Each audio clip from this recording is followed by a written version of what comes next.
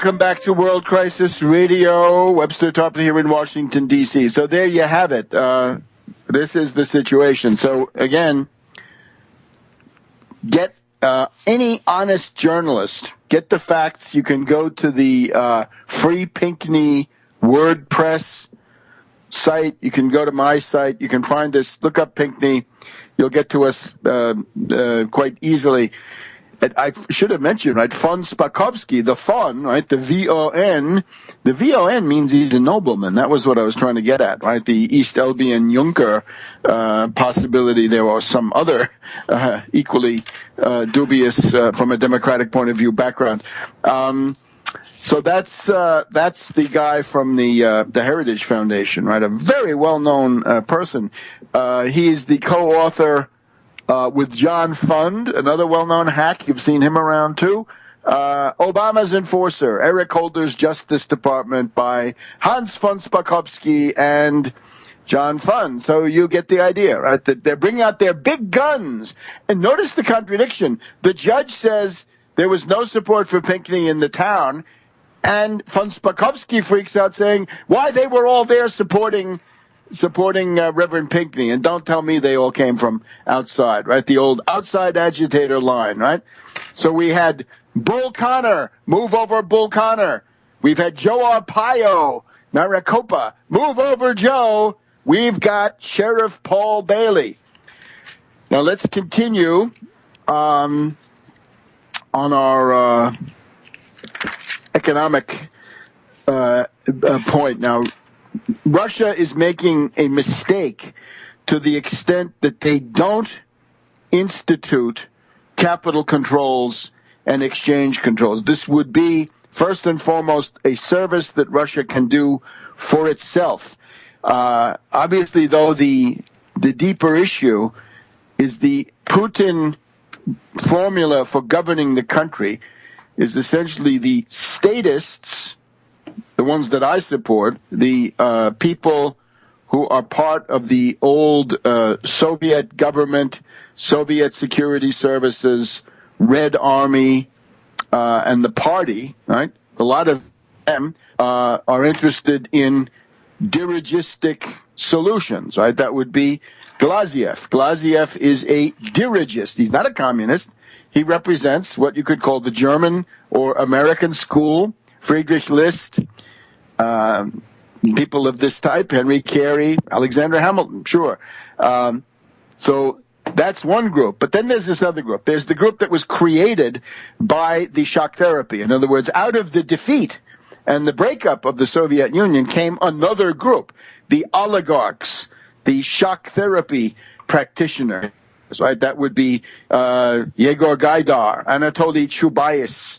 You can read about this in the book that I contributed to, right? Market Bolshevism, the tragedy of Russia's reforms. And what they did was nomenclatura privatization. Now, as long as it was Khodorkovsky, he was attempting to come into the political realm, right? Because Khodorkovsky says, I own all the oil in the country. I'm the richest man in Russia. If I see Berlusconi as head of Italy, I, Khodorkovsky, should be the head of Russia. Well, no. You go to Siberia for 10 or 12 years. Good. But they're still there. And Chubais, you should remember, Chubais was the one who carried out the nomenclatura privatizations. In other words, the massive theft of the state property of the Soviet Union, right? Huge raw materials deposits, considerable heavy industry, all kinds of valuable, important assets. Chubais superintended, shepherded the process by which these were essentially stolen from the Soviet people and given to this new nomenclatura oligarchy of theft, right, and usury and what have you. So those guys are still there, and they want to see the neoliberal rules maintained. So I think what's going on in Moscow, I'm, from afar, venturing a surmise here, that it's the statists against the ripoff artists. In other words, it's the people who are concerned about the long-term health and well-being of the Russian people and the Russian economy against this other group who say there are universal laws. This is Medvedev. I guess Medvedev is in some ways the leader of this, maybe not the leader, but the figurehead of the group. Where Medvedev said in a recent session at the Kremlin, there are objective laws of economic development which we cannot change. That's ridiculous. That's, what can we call this?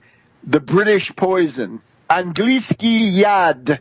Angliski yad is the poison of free market, free trade doctrine, which never developed anybody.